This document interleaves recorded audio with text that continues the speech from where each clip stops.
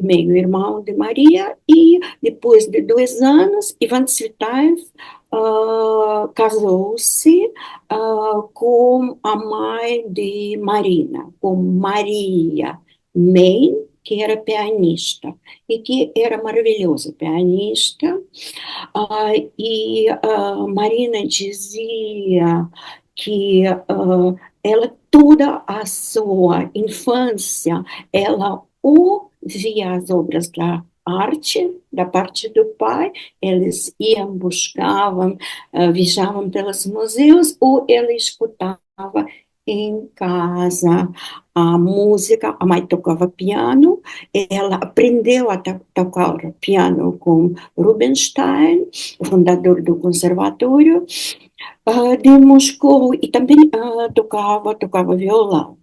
Só que a mãe fez uma coisa muito assim severa com a Marina e também com a irmã menor, Anastasia, que nasceu 2 anos mais jovem, 2 anos depois de Marina.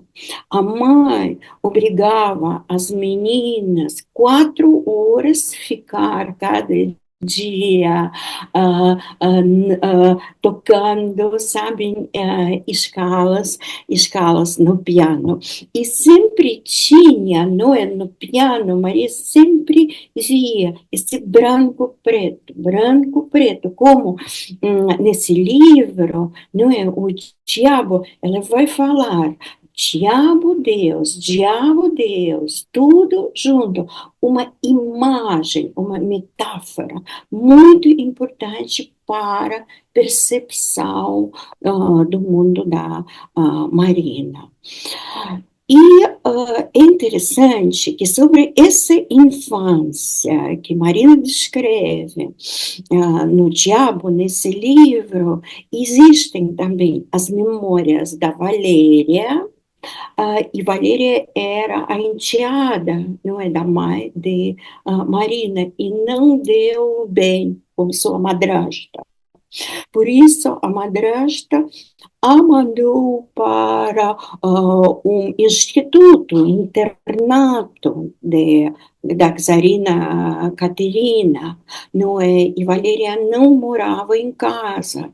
Por isso, como vocês se lembram, é o início, não é, dessa novela de Marina, o diabo, não é? Ele morava no quarto da Valéria, no andar de cima, era uma casa de madeira construída na metade do século XIX, que a família possuía num lugar maravilhoso, bem no centro de Moscou, e muito perto da Embaixada do Brasil, muito perto da Embaixada, sei lá, 200 metros, sabem, do prédio atual da Embaixada do Brasil.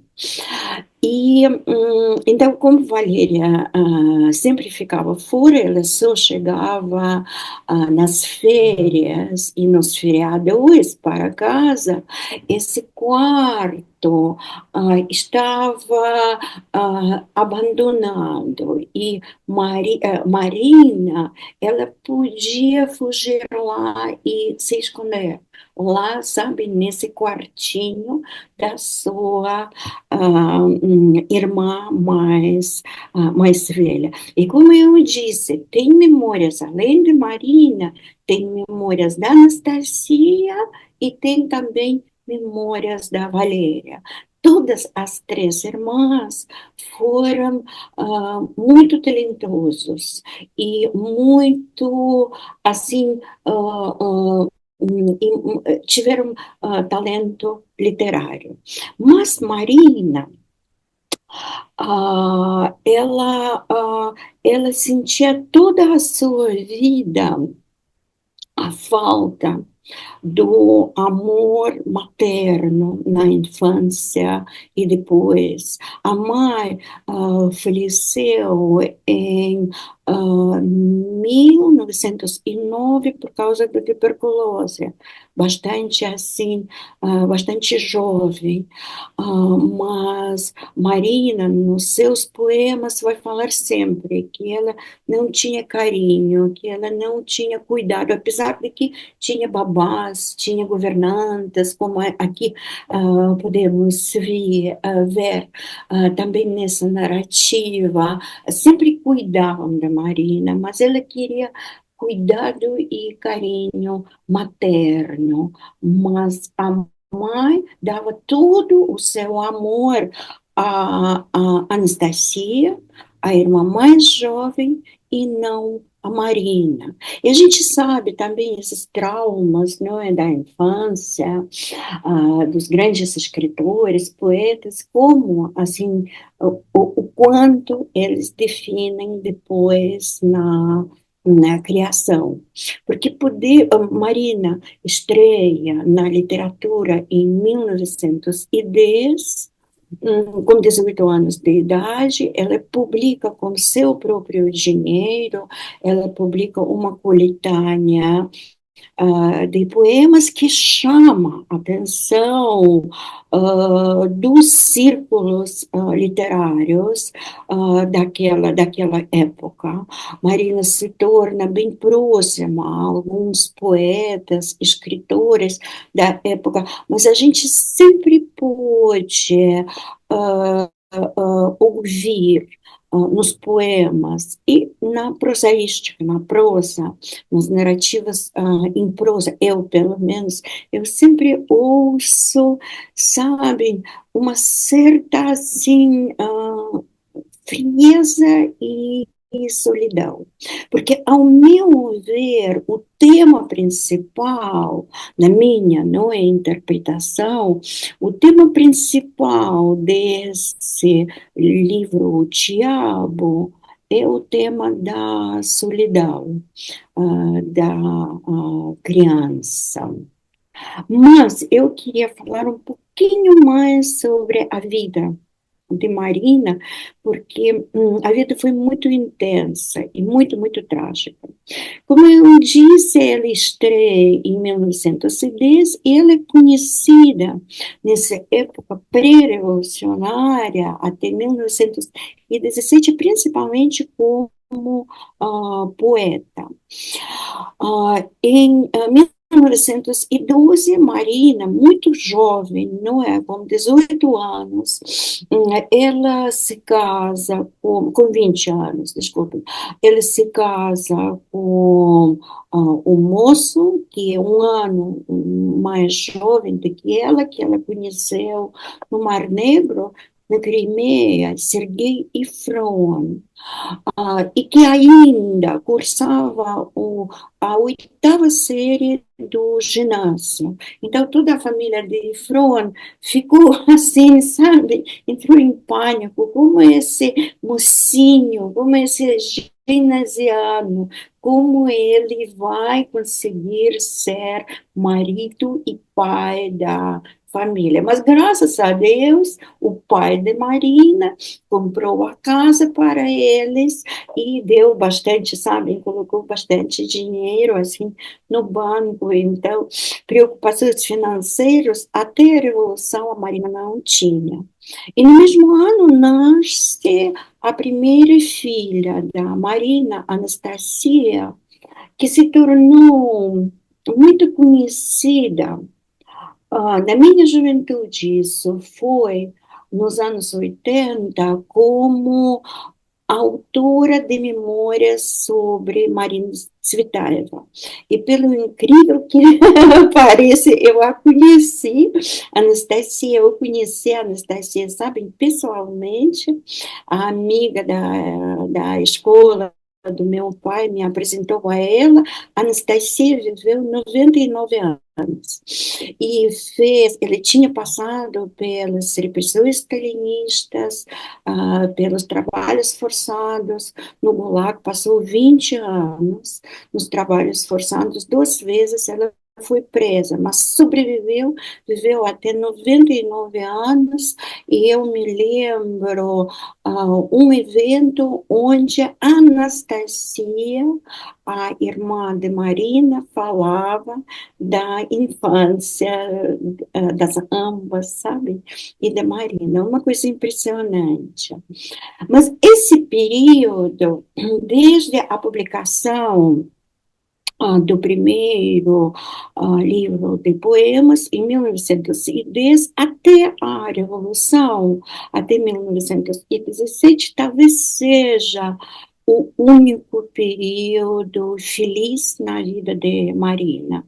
Ela cria muito, ela publica muito, e ela tem muitas histórias amorosas. Apesar de que ela ficou com seu marido, com Sergei Fron, até o último momento de vida, eu vou contar, da vida dele, eu vou contar isso, mas Marina foi, assim, como dizer isso, foi um meio, não é, de artistas, dos poetas, escritores, boêmio, nessa década de 1910 até assim 17, imaginam que o marido da Marina, quando começa a Primeira Guerra Mundial, a Grande Guerra, ele vai como enfermeiro à guerra, servir no exército, e Marina se apaixona por uma poeta, mulher, esse paixão, esse amor lésbico dura 2 anos, e como fruto, Marina escreve, eu acho, eu acho que não está traduzido para o português, mas a melhor obra assim prosaística dela, que se chama novela sobre Sônica. Sônica é diminutivo da Sofia. Mas depois da Revolução, o marido, o Sergei Fron, ele volta para casa, já encontra essa, toda essa, sabe, desconstrução, destruição, tanto da vida familiar, quanto da toda a estrutura socioeconômica do país. Eles passam algumas semanas juntos, e o Serguei, ele entra no Exército Branco. Ele fica contra o Exército Vermelho. Eles se separam de novo. O Serguei é combatente do Exército Branco, e a Marina fica em Moscou. Ela é grávida, ela, nesse mesmo ano, 1917, ela dá à luz a segunda filha, Irina, que ia morrer, ainda criança, com 3 anos de idade, ia morrer de fome. E a partir daí começam todas essas privações, todas essas assim, horrores da Revolução, sabe, da Guerra Civil, que dura 3 anos. É a separação do Sergei e Fron. E não há nenhuma notícias. A Marina não sabe se o marido estava vivo ou morto. Ele escreve a carta para o seu marido, e ela fala: se você estiver vivo, eu prometo que eu sempre, até o final da vida, eu vou segui-lo. Essa frase, por meio de um escritor, era possível entregar essa carta a Sergei Fron. Ele sobreviveu à Guerra Civil e acabou sendo imigrado em Praga, em Tchecoslováquia. e outro escritor entrega essa carta, sabem, para Sergei Fron. Sergei Fron cita, o marido cita para todos. Olha, que mulher maravilhosa eu tenho. Ela falou: se eu estiver vivo, ela vai me seguir até o final da vida. E aconteceu assim mesmo. Marina, depois da morte da sua segunda filha, Irina, ela imigra primeiro para Berlim, para a Alemanha, depois para Praga. Ela escreve muitas cartas para Rilke. Rilke fica apaixonado por Marina. E depois Marina parte para a França, para Paris, porque em Paris era uma imigração russa mais numerosa e também mais assim artística, literária. E até 39, Marina, ela emigrou em 22.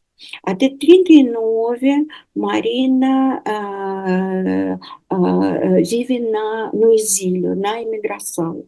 Só que, ao contrário, por exemplo, de Ivan Bunin, ao contrário, prêmio Nobel, primeiro prêmio Nobel da literatura russa, ao contrário de Vladimir Nabokov, Marina não conseguiu reconhecimento como poeta, como escritora na imigração.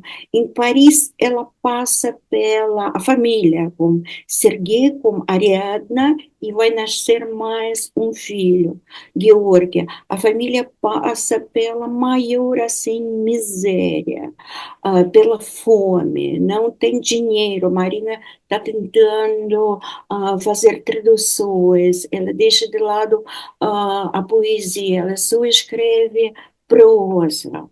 E Sergei tentando ajudar a família. Ele se torna agente secreto da polícia soviética, não é da NKVD, da KGB, da polícia secreta, sabem, soviética. Hum, participa em vários, sabem, atos bem assim feios. Mas em 39 ele decide, a convite dessa polícia secreta, junto com a Ariadna, com a filha, eles decidem voltar à União Soviética. E Marina, com o filho, fica ainda em Paris. Ela é chamada pela polícia frança, pergunta se ela sabia que o marido dela era agente secreto da União Soviética. Ela disse que ela não sabia nada. É possível que ela não sabia.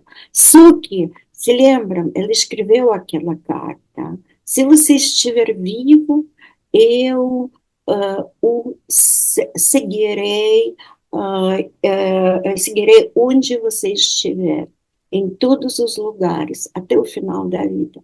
Por isso, Marina faz a sua mala e, junto com o filho adolescente, eles voltam para a União Soviética em 39, na época do grande assim, terror stalinista.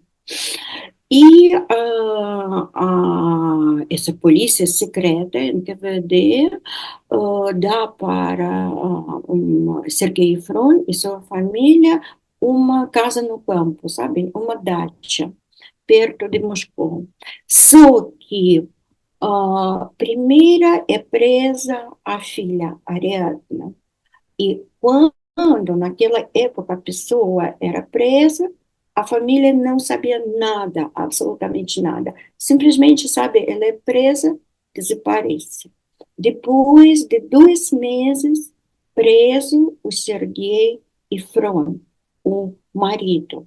Marina, de novo, está sozinha com seu filho.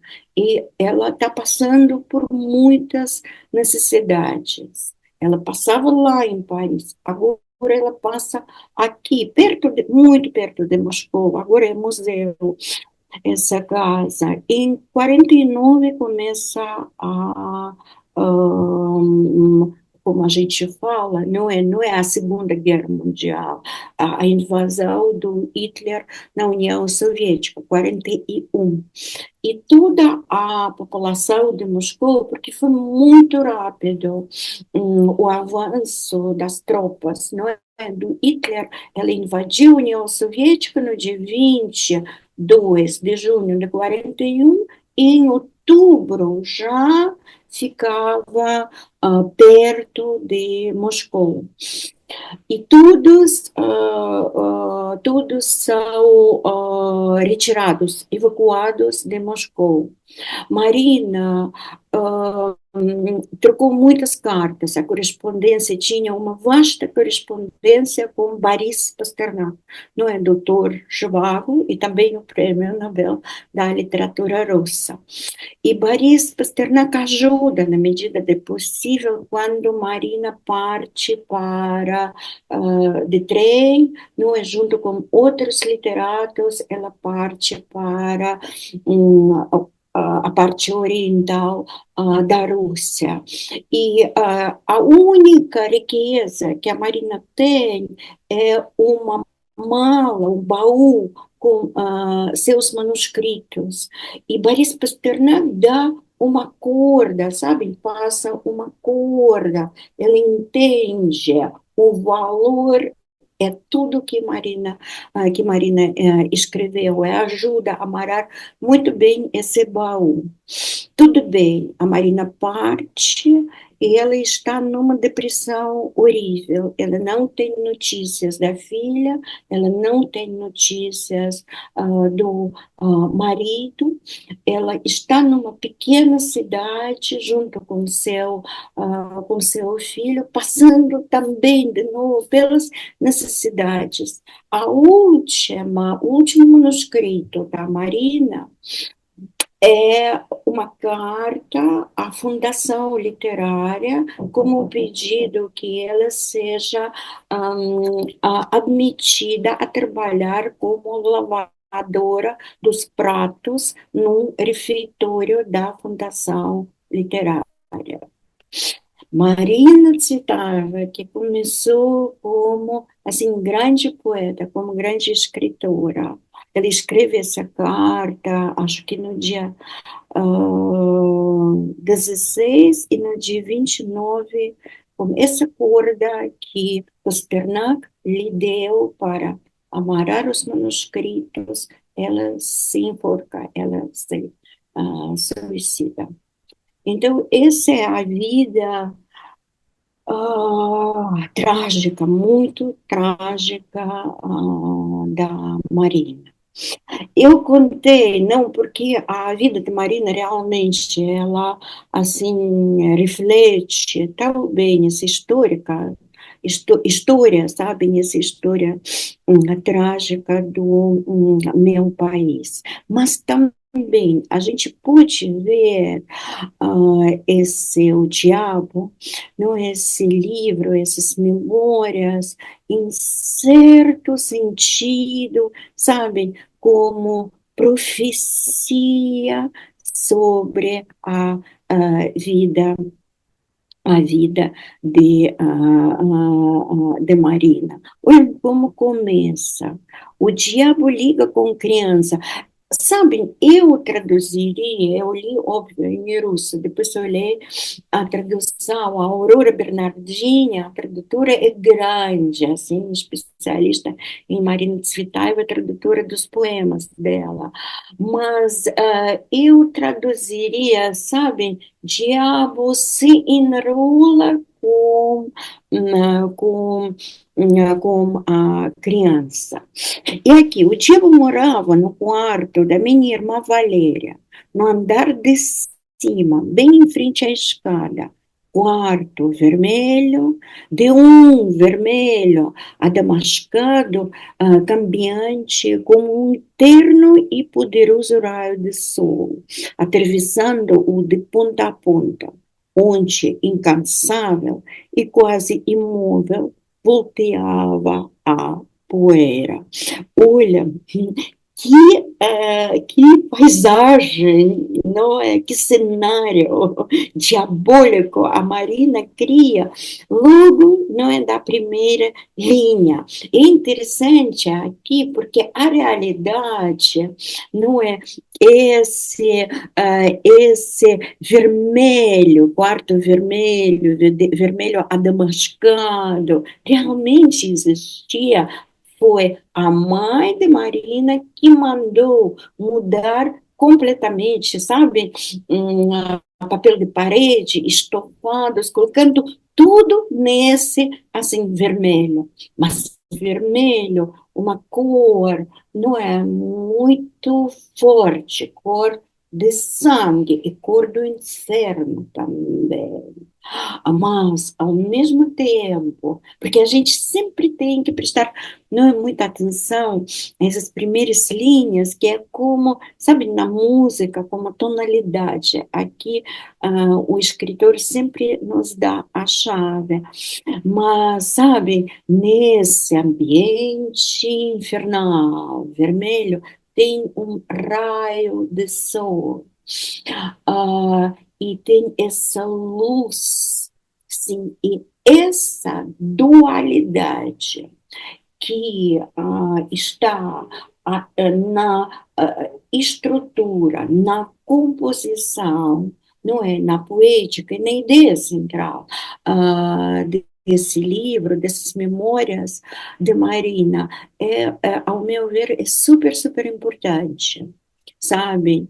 Que luz não existe sem sombras, o bem não existe sem o mal, Deus não existe sem o diabo, sem, não é, Lucifer, o dia não existe sem a noite, é da dualidade nossa, dos seres humanos, é dualidade do mundo, de cosmos, não é? É dualidade metafísica. E muito importante para Marina. Eu agora me lembro daquela, eu acho que foi com vocês que a gente leu e falou do Mestre Margarita de Bulgakov, de um romance que começa assim, sabem, dois passos da casa onde Marina tinha nascido. E nesse romance Mestre Margarita tem a epígrafe do Fausto do Goethe. Eu sou uma parte daquela parte que sempre quer o mal e sempre faz o bem. Não é? Fala o Mefistófeles no livro de Goethe. E podemos, sabem, usar essa epígrafe também para esse livro, não é, da Marina. E claro que é uma prosa, não é, muito assim, poética. Esse diabo, não é, diabo ajuda a Marina ultrapassar, não é, limites, fronteiras dessa criança bem comportada. Esse diabo ajuda a Marina, a criança, não é, a menininha, Marina, a conquistar a sua liberdade. Olha como ela fala, ai, como eu gostava, quando criança, desse com os diabos de seus lábios, como eu ardia, desde o mais profundo de minhas entranhas pela ousadia. Ele me carregou a atravessar as águas e depois, como mais simples dos camponeses, um dos estudantes, e com os diabos. Quase como se ele pudesse ter medo dos diabos, ou como que a desejar que pegassem a ele ou a mim em seus braços. E nunca me perturbou o pensamento de que dependesse de mim e da indulgência para com minha pouca idade e o pingo no i da identidade dele, para que eu não me enganasse quanto ao fato de que ele era realmente ele. Não, ele simplesmente brincava de ser um simples mortal, tipo, eu não sou eu e o cavalo não é meu. Não é? Que jogo, assim, de palavras, não é? De nuances, de, assim, sentidos, não é? E que inspiração, esse diálogo que parece a dog, não é? A um grande dog inglês, não é? A um grande cachorro, dá para dá para Marina. E se lembram um episódio quando a narradora não é, chama a mãe, mamãe, e conta para ela o sonho dela. Mamãe, hoje sonhei com os afogados, que eles me pegaram nos braços e me fizeram atravessar o rio e aquele, o chefe dos afogados, disse-me: Eu casarei com você um dia, como os diabos. Parabéns, disse mamãe. Sempre falei para você: as crianças boas, os anjos é que as levam para lá do abismo. Mas aqueles como você, não é? Esse conflito da Maria com a mãe, esse eu casarei, não é? Com você, esses, como eu digo, essas profecias, não é? Do destino, mas claro, quando a Maria, já com 40 anos, 40 e poucos anos, quando ela escreve essa obra, essa prosa autobiográfica, ela está ainda, não desceu às profundezas do inferno, ainda tem muito para descer, mas ela já está, assim, bem no fundo de abismo, já tinha passado pelas muitas provações. Ah, e sabem também a explicação muito importante, porque o diabo não é, morava num quarto da Valéria, porque, na verdade, no quarto de Valéria, disfarçada, distante para livros, vivia a árvore do conhecimento do bem e do mal e seus frutos.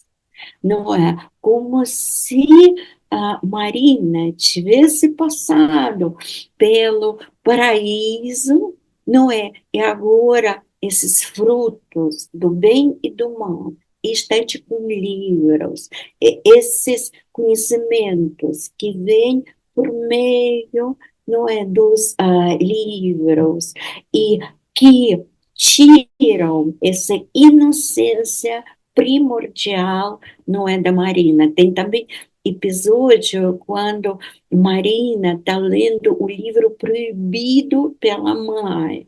É um livro assim clássico da literatura russa, não é de Gogol, mas que tem o título Almas Mortas. Então, todo o tempo, morte também está presente como imagem nessas memórias da criança, da menininha.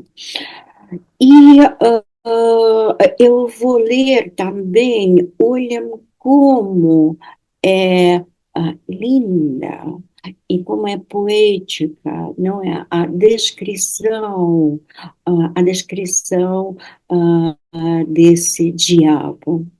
Terrível dog de minha infância, Mushate, tu estás só, não tens igreja, não se ajoelha diante de ti.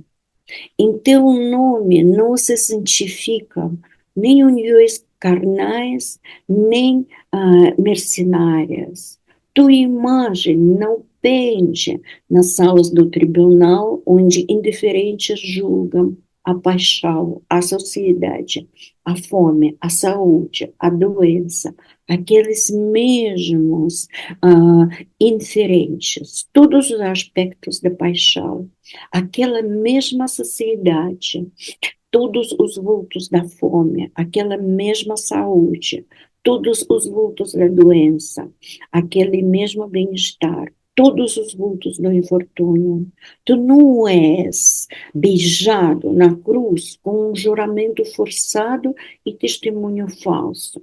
Contigo, na imagem do crucifixo, não sela a boca ao assassinado do Estado, o sacerdote por ti não glorificados, e guerra, as matanças, tu, nesses lugares, não és nomeado, nem nas igrejas, nem nos tribunais, nem nas escolas, nem nas cavernas, nem nas prisões, lá onde está o direito, tu não estás. Onde está a multidão, tu não estás. Como é o tempo-ritmo, não é, dessa prosa, muito importante, é a prosa, poesia, mas esse diabo, não é, da Marina, que é o diabo, assim, livre, o diabo da solidão dela, ele é contraposto a tudo o que é imposto, não é, na Marina. A gente se lembra essa primeira confissão. E a mãe da Marina, ela tinha origem, não é, alemã, e também quando ficou doente com tuberculose, a família foi para a Suíça e para a Alemanha para tratar tuberculose da mãe, e Marina estudava lá e tinha contato também com seus avós da parte, sabem, da mãe. Ela sabia perfeitamente bem, era não bilíngue, ela era trilíngue. Ela sabia russo, alemão e francês desde a infância.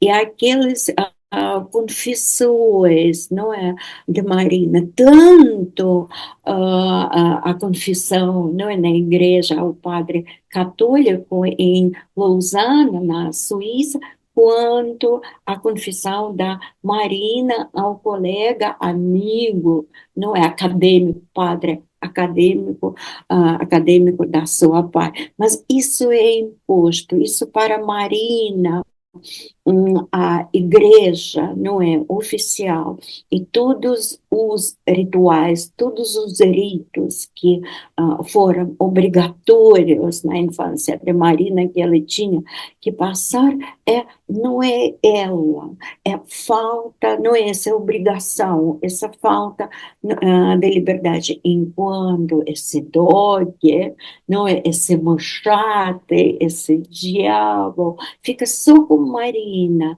e dá essa liberdade, liberdade para a Marina. E olha como é importante, eu já vou terminar daqui 2 minutos, como é importante essa frase. Se foram procurar-te, ela fala sobre o diabo, só pode ser nas celas solitárias da revolta e nos sotões da poesia. Eu acho que essa, sabe, é a frase assim chave, não é, para a compreensão desse personagem da Marina, desse fruto da imaginação de Marina. O que é diabo? O diabo, essas celas solitárias. O diabo é o companheiro de Marina na solidão, e é o diabo de revolta, claro, sobre, assim, Marina faz, não é, como esse mochate, como esse diabo tudo o que é proibido, não é? Ela pode transgredir com ele, e ao mesmo tempo é isso que faz essa transgressão, essa revolta, essa solidão que fazem a poesia nascer, que fazem o talento, não é, da Marina formar. Eu, só para terminar, eu vou ler mais duas pequenas citações, essa comparação. Como eu disse, é duplicidade, é dualidade. Mas como Marina fala, Deus era estranho, o diabo familiar. E o que lhe faltou muito, meu comentário já, Marina, não é? Essa, sabe, atmosfera familiar. Deus era frio, o diabo quente, e nenhum deles era bom, e ninguém mau. Apenas um deles eu amava e conhecia, já o outro não. Um deles amava-me e conhecia-me, o outro não. Um deles me era imposto, com vistas à igreja, estados na igreja, com um lustre que se duplicava, pelo sono, diante de meus olhos. Ele se separava e de novo se juntava. Arões e faraós de toda Ladânia e Eslava. Um deles me era imposto, já o outro existia por conta própria e ninguém sabia. Essa é a liberdade, não é da criação. Existia, nada pode ser imposto, não é, no Criador, no processo da criação, não é?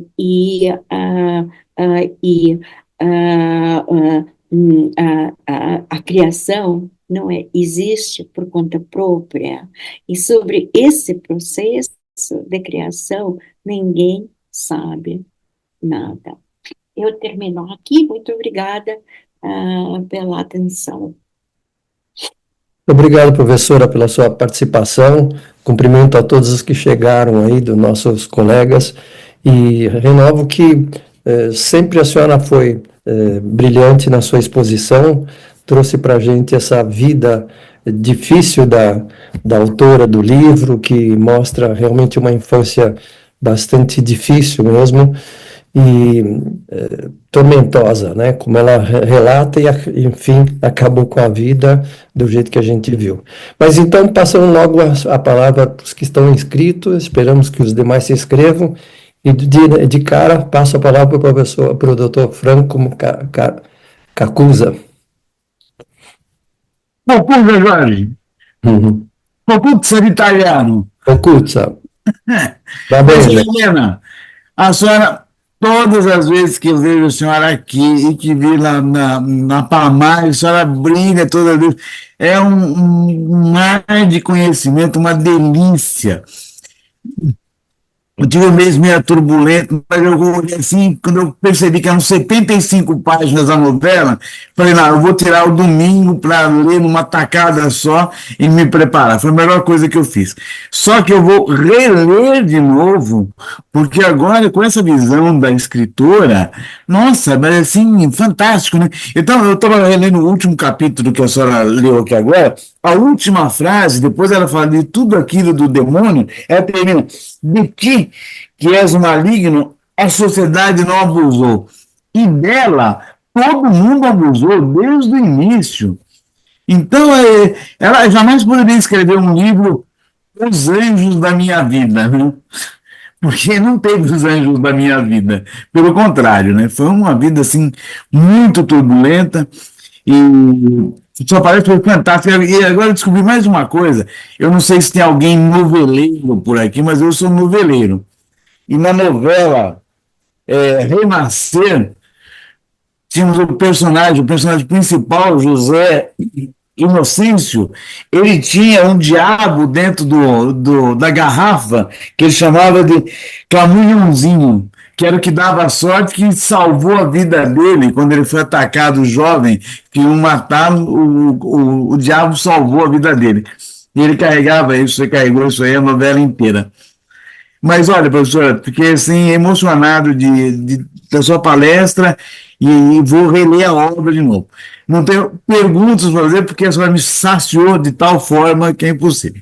Fernandinha, com certeza, vai fazer duas perguntas, uma por ela e uma por mim. Muito obrigado, professora.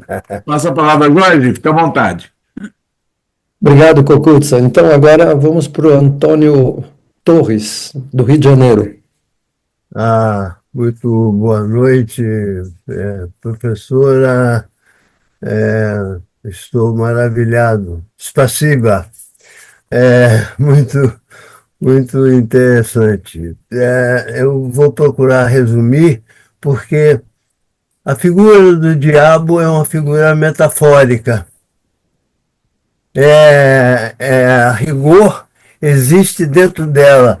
Eu estou dizendo isso e vou procurar não me alongar para poder dar oportunidade aos outros, porque eu estudei, nós juízes, temos que, na minha época, nós estudávamos medicina legal. E um dos assuntos que mais me atraíram foi a psiquiatria. Eu sou psicanalizado durante 10 anos. Bom, o fato é que nos meus conhecimentos, eu tive a oportunidade de saber de um jovem que tinha um amigo que não existia, só ele via. Só ele via. E ele apelidou o amigo de japonesinho. E quando se perguntava alguma coisa a ele dizia, eu vou perguntar ao japonesinho para ver o que ele acha. E ele conversava com o japonesinho. Essa história verdadeira, eu posso somar a muitas outras, mas eu confesso que quando ela entra no quarto da Valéria e diz que o diabo estava sentado na cama da Valéria nu, eu não entendi. O nu, para esta figura metafórica, até o final do livro, que eu também fiz como o nosso Cocuzza fez, eu também fui lendo e procurando algumas palavras aqui, porque a minha vida ela se resume, quer dizer, em tantas outras, inclusive num Tivô etapíssima, maior, cocoções, enfim, coisas assim da língua russa que me passam pela cabeça, mas que eu não vou falar sobre elas agora, porque eu fiquei intrigado com este fato dela encontrar o diabo, que ela já sabia que estava lá, porque, olha, uma surpresa para você, ela já sabia quem era. E por que ele estava na cama de Valéria e nu? Eu não entendi. Eu confesso que mergulhei na imaginação dela, da Marina e da Marina, hein?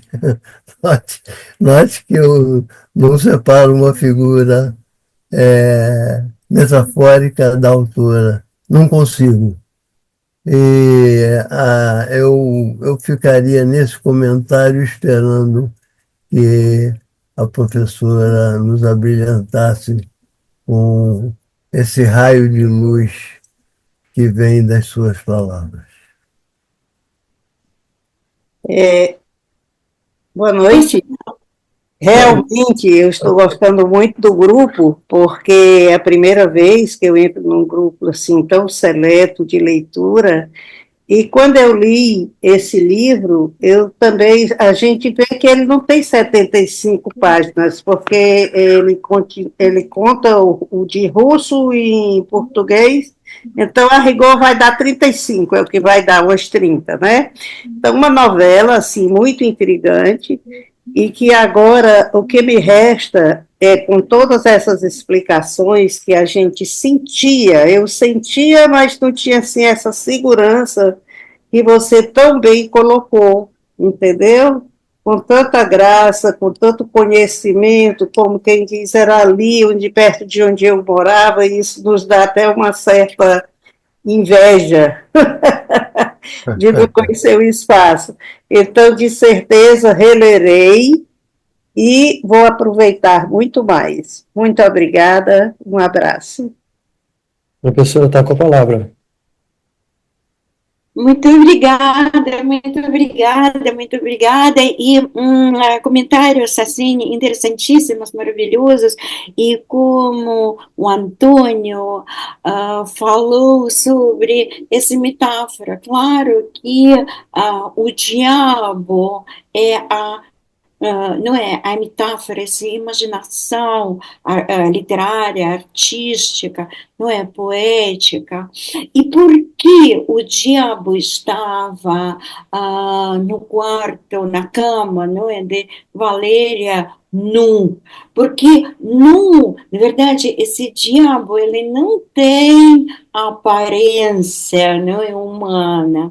Ele parece muito como cachorro, como cão, como, sabe, dog. Mas o fato e que você prestou atenção, sabe, isso é muito importante, porque pessoa nua é sem defesas, não é? A roupa sempre nos protege, não é? A roupa é sempre a nossa, assim, sabe, casca social também. Mostra muito sobre nossa aparência, não é? Sobre o nosso status, assim, social. Mas, ao mesmo tempo, esconde o que há dentro de nós, o que há mais de importante, não é, de nós. E essa imagem não é do diabo, não desse personagem, não é nua, criada pela imaginação de Marina, quer dizer que eles são muito, muito assim próximos, que é uma relação bem íntima. Não há nada de amoroso, pelo menos o que eu sinto, é minha interpretação, mas eu não senti nada de amoroso, de erótico, não há nenhum, assim, erotismo infantil nisso. Eu acho que é mais para mais imaginação literária, poética, mas eu posso, na minha interpretação, essa nudez, não é, do diabo, ela fala da proximidade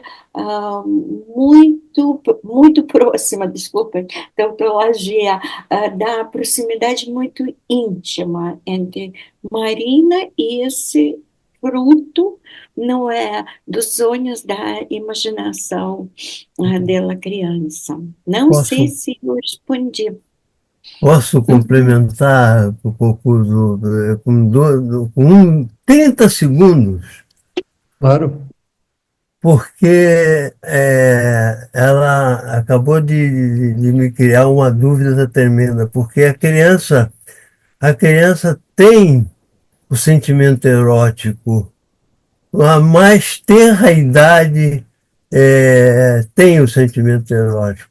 E, no caso, eu tenho a certeza de que o erotismo estava presente, é quando ela vai confessar-se e ela mente, porque ela não teria cometido vitupério. E o vitupério seria uma coisa ruim. Eu cheguei até a ir procurar o Goblin da nudez, mas não consegui encontrar, não deu. Mas o fato é que aquela criança tinha aquele sentimento erótico, como toda criança tem. Ela existe e ela escondeu isso do padre. Ela, quando foi festejar a primeira comunhão dela, ela não se sentiu bem porque ela não merecia, porque ela tinha mentido. E tinha mentido exatamente por causa do erotismo que ela tinha. Eu fui obrigado a ler dessa forma e espero não interferir mais, porque acho. Mas, mas muito obrigado. Спасибо, спасибо. Спасибо. Отлично, excelente. A Maria Fernanda vai falar ou o Antônio? Não estou conseguindo ouvir. Vou falar. Boa noite, professora, pessoal. Bem, a professora sabe que o meu pai somos fãs de carteirinha da senhora desde que a gente aprendeu aqui Crime e Castigo de Dostoiévski, há alguns anos atrás. Então a gente sempre vem, inclusive hoje, desmarquei a apresentação do meu próprio projeto de monografia para estar aqui, prestigiando o nosso encontro. Eu, assim como a Daniela, tive dificuldade de adquirir o livro, sendo bem sincera, fui em várias livrarias, não consegui. O material que eu consegui da Marina se refere a uma análise crítica feita por uma doutora pela USP de um texto dela chamada O Poeta como Crítico, que essa autora brasileira, ao analisar ele, fala que é um ensaio muito potente da Marina, em que ela fala, né, da nobre função não só do artista, mas daquele que o critica. E essa autora brasileira, ela fala que esse texto, né, esse ensaio da Marina, chamado Poeta sobre a Crítica, faz com que essa escritora acabe se inserindo no rol dos polemistas russos. Mas a autora brasileira, ela fala também como a Marina sofreu com uma falta de reconhecimento no cenário russo, mas também internacional, em razão do que ela chama, né, de se considerar que a literatura que foi produzida fora da União Soviética seria de alguma forma menor do que aqueles grandes nomes, como Gogol, Dostoiévski. Então eu queria perguntar para a professora, na medida em que eu não pude ter esse contato direto com o livro dela, se a professora compreende se realmente ela é injustiçada. Ela deveria figurar entre esses grandes nomes da literatura do século XX, no que diz respeito à Rússia. Desde já, obrigada, professora. Posso responder? Sim. Muito obrigada, Maria Fernanda. Também excelente, muito, muito interessante esse comentário. Sim, eu acho que a Marina foi proibida. Ela foi proibida até 39, porque a Marina, ela apoiou o marido dela, que tinha sido o oficial do Exército Branco contra-revolucionário. Ela escreveu um poema assim lindíssimo que apoiava os brancos. Libidine, canção do Cisne, se chama esse poema. Ela foi proibida, como todos os escritores, poetas, imigrantes que não aceitaram a revolução e imigraram. Ela foi proibida durante toda a época soviética. Depois, por causa desse, sabe, do marido, a deixaram voltar para a União Soviética, mas nem pensar publicar nenhuma obra de Marina. Se lembra, Maria Fernanda, eu também citei essa última carta, ela está morrendo, grande, não é escritora, poeta, está morrendo de fome, pedindo ser lavadora de pratos, não é, no refeitório. E depois da execução do marido, da prisão da sua filha, da prisão da sua irmã, Anastasia, também, até a época do degelo, Marina, até a época do Khrushchev, dos anos 60, a Marina era proibidíssima, não é, na União Soviética, e o Ocidente também não conhecia Marina. Ela não ficou reconhecida na Europa, na França. E quando, no final dos anos 60, foi publicada pequeno livro de Maria, mas com cortes de censura, assim, imensas, porque Marina, igual, sabe, a esse machado, a esse diabo, ela se sentia completamente livre, ela não pensava em autocensura.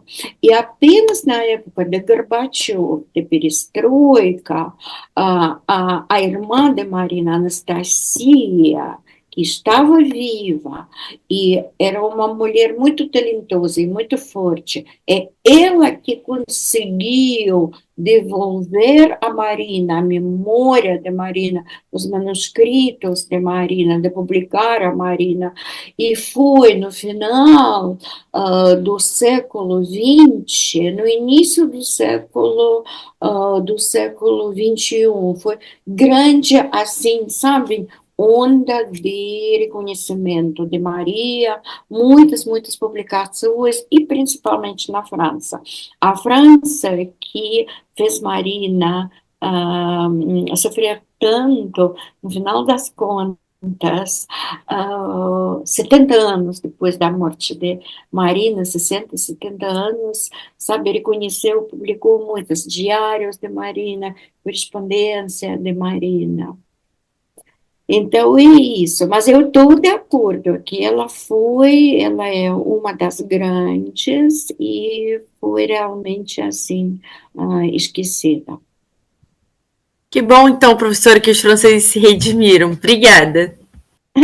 Obrigada, Maria Fernanda. Daniela, então. Boa noite a quem eu ainda não cumprimentei, professora. Parabéns pela palestra, novamente, como sempre, um deleite poder ouvi-la.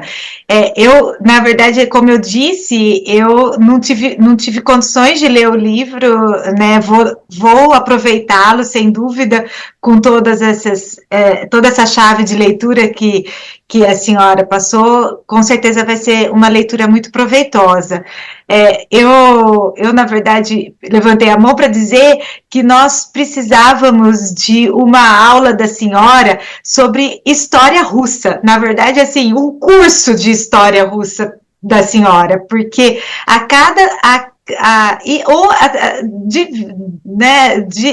de Rússia em geral, porque a cada vez que a senhora vem conosco aqui na Pamages, eu fico salivando de vontade de saber mais sobre a Rússia, que sempre me encantou.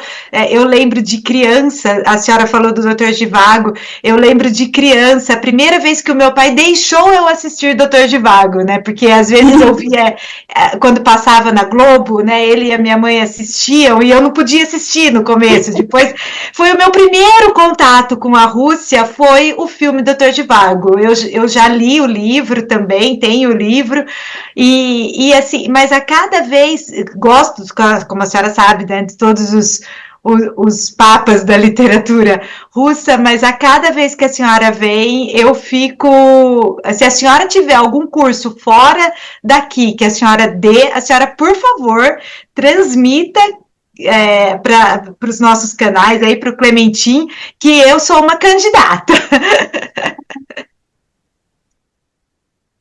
Não, com o maior prazer, Daniela, se posso falar, não, com o maior prazer é só saber organizar um curso. Eu já dei, assim, várias vezes a história cultural, sabe, da Rússia, falando de história, da literatura, num contexto.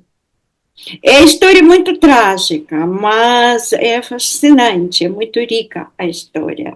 Eu até fiquei pensando, né, se o fato dela ter tido por mais sofrida psicologicamente que tenha sido a infância e a adolescência dela, me parece que dinheiro não era problema, né, ela sempre teve, mesmo no casamento, no começo do casamento, né? Eles jovens, sem fontes próprias de renda, tinham, se toda essa, se isso dificultou quando da Revolução, ela conseguir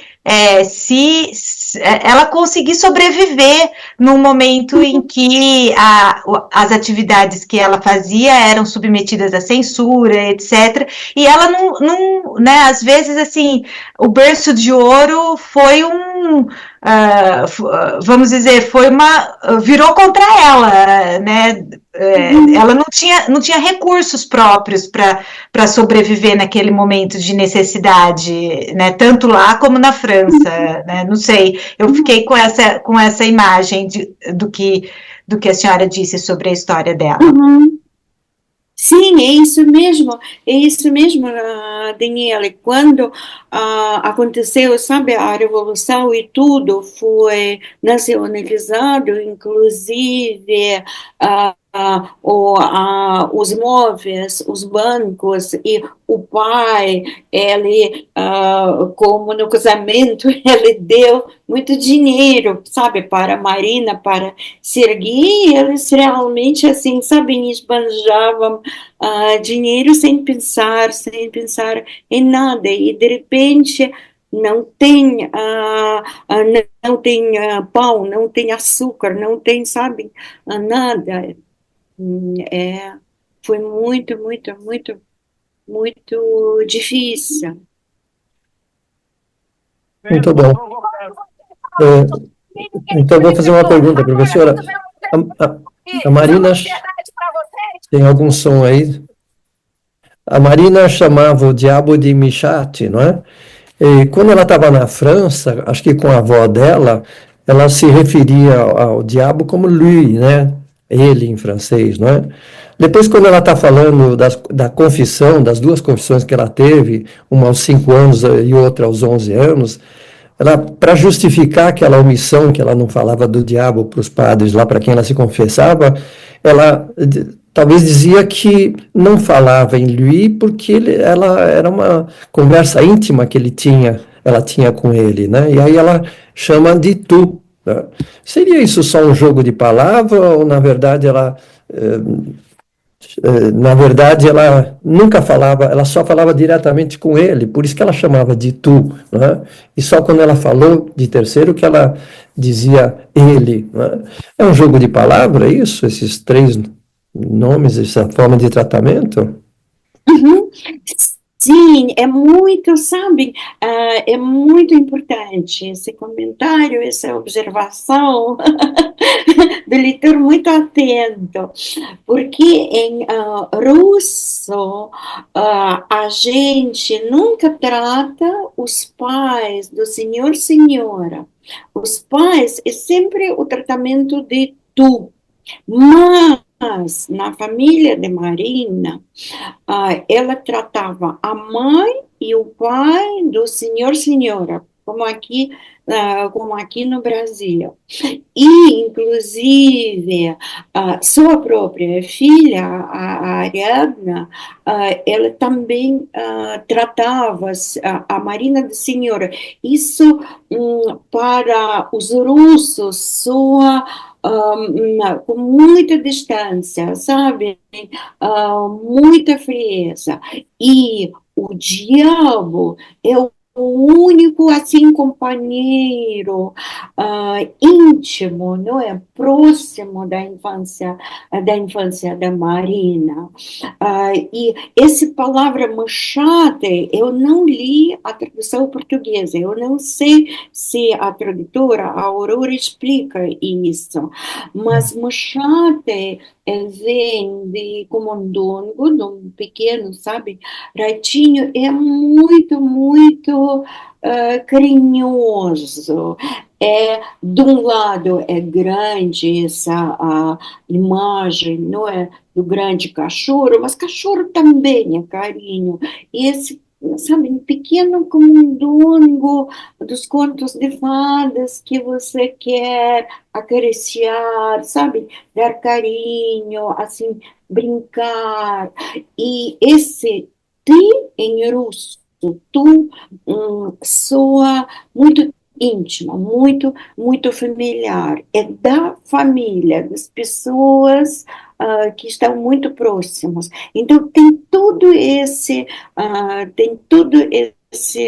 jogo em russo de vous, o tratamento é como vous francês, não é, a gente não usa senhor, senhora, não é, é como a segunda pessoa, vós, como a segunda pessoa do plural. É o tratamento formal, e esse tu, a segunda pessoa singular, é esse um tratamento muito íntimo. E detalhe muito importante, porque você fala, não é tu, e você logo se sente assim próxima, ligada com outra pessoa. Muito obrigada. Franco, então, Kokutsu. Professora, a gente vai conversando aqui, ouvindo. Eu lembrei de duas coisas interessantes, que eu acho interessantes. Assim, a mãe dela não sabia nada, mas a babá da irmã sabia do diabo que mandava ela ir para lá, e outras pessoas de fora, a costureira e mais duas, três, sei lá, que não tinham nada a ver com a família, sabiam que o diabo estava lá esperando por ela e mandava ela lá no quarto da Valéria. Essa é a primeira coisa. E a segunda coisa é a seguinte, que, assim, ao contrário de todo mundo que tem a proteção divina, vamos dizer assim, certo? Ela não tinha proteção divina nenhuma. E ela conseguia, né, ter segurança, certo? Com o diabo. Quando ela sonhava sempre, né, que ela estava no rio, e era o diabo que pegava ela no colo e que levava ela para outra margem e que falava que ia casar com ela, tudo isso aí. Aí eu lembrei esses dois pontinhos aí para a gente dar mais uma palavrinha, professora. Muito obrigada também. Franco, são assim, sabe? O diabo se esconde nos detalhes, não é? E aqui, não, e o texto, não é? Para mim, a leitura do texto literário é isso, sabe? Degustação. Eu, como sempre falo, é como slow food, quando você não simplesmente sabe ler para saciar fome, mas você lê para degustar. E claro que, como sabe, a babá russa, não é? A mancha, a relação é muito, muito íntima, sabe? Muito, muito próxima da Marina, bem mais próxima de que com a mãe. Por isso, Marina, mas o diabo, não é? Esse machete existe apenas na imaginação, sabe? Na imaginação dela.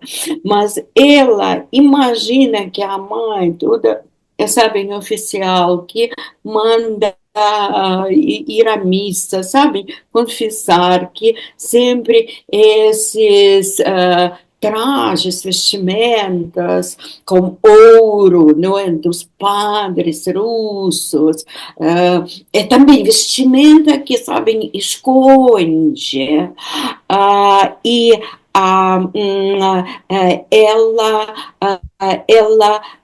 nem pode imaginar a existência, sabe, do diabo, enquanto a babá, costureiras também, sabem, que vêm, porque as crianças crescem muito rápido para costurar nos vestidos, ficam bem mais próximo da Marina.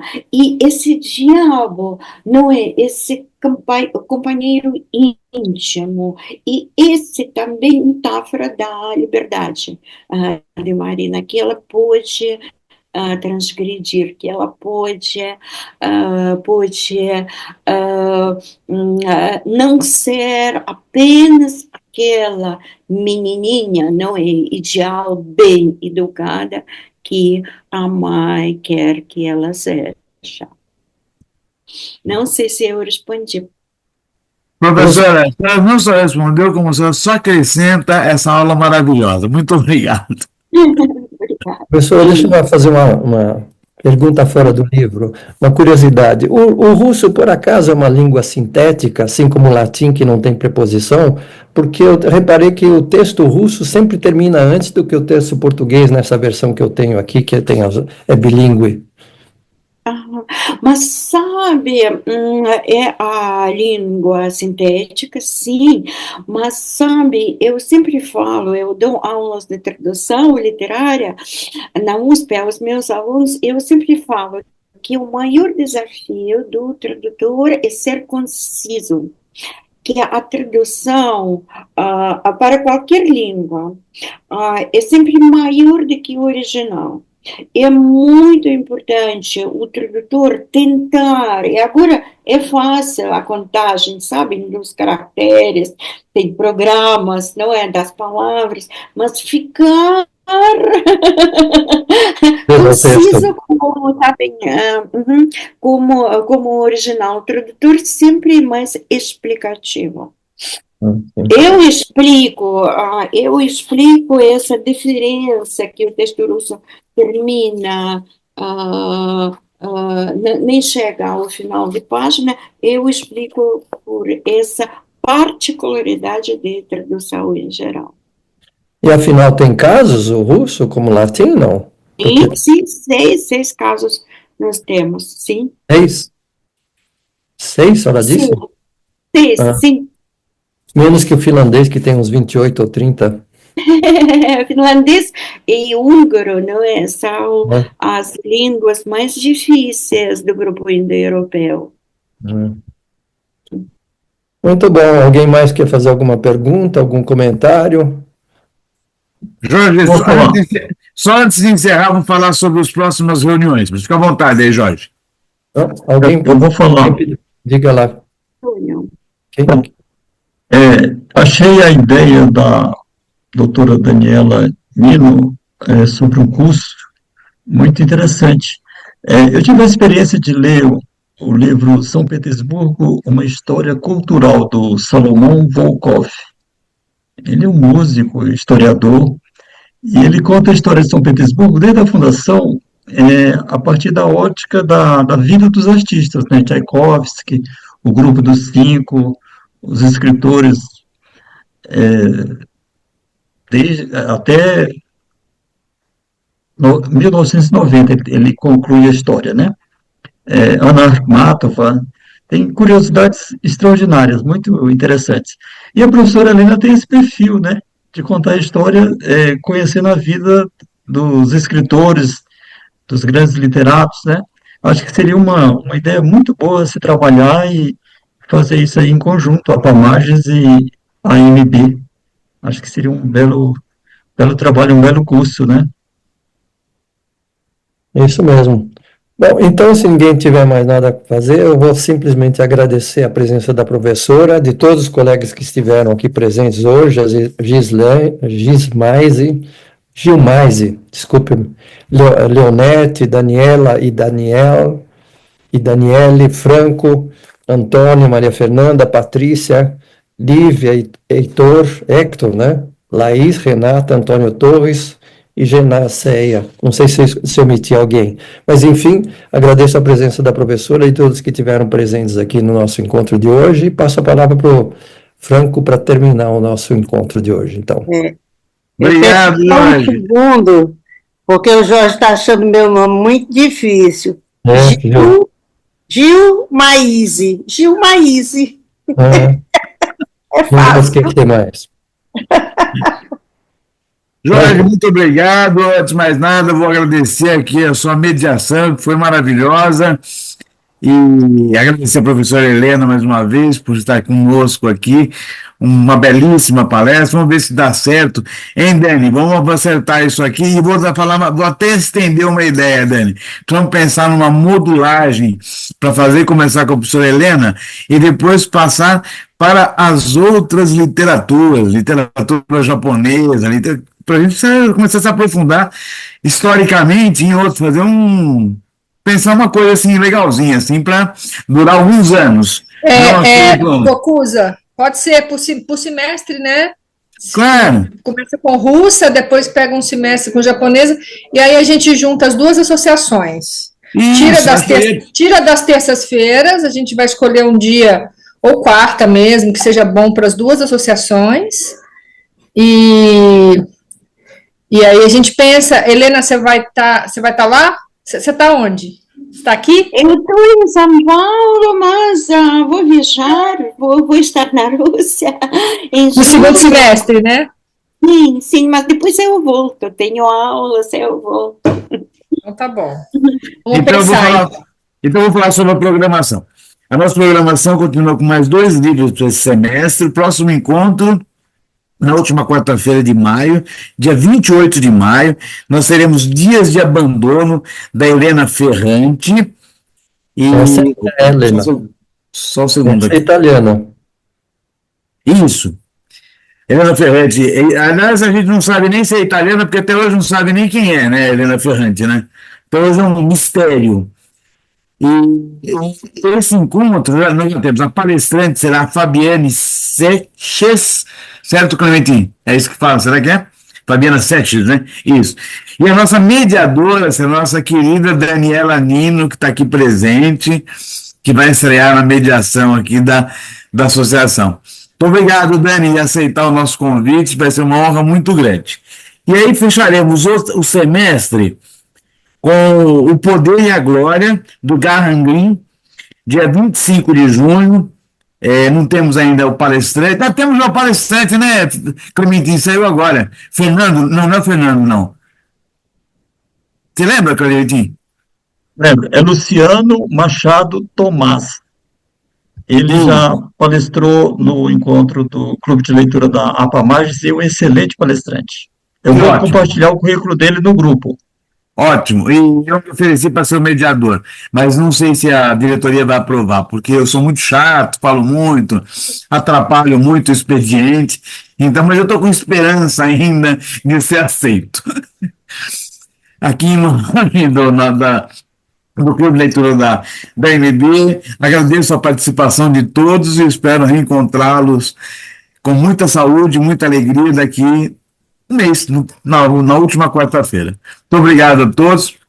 Grande beijo para todo mundo. Até a próxima. Tchau.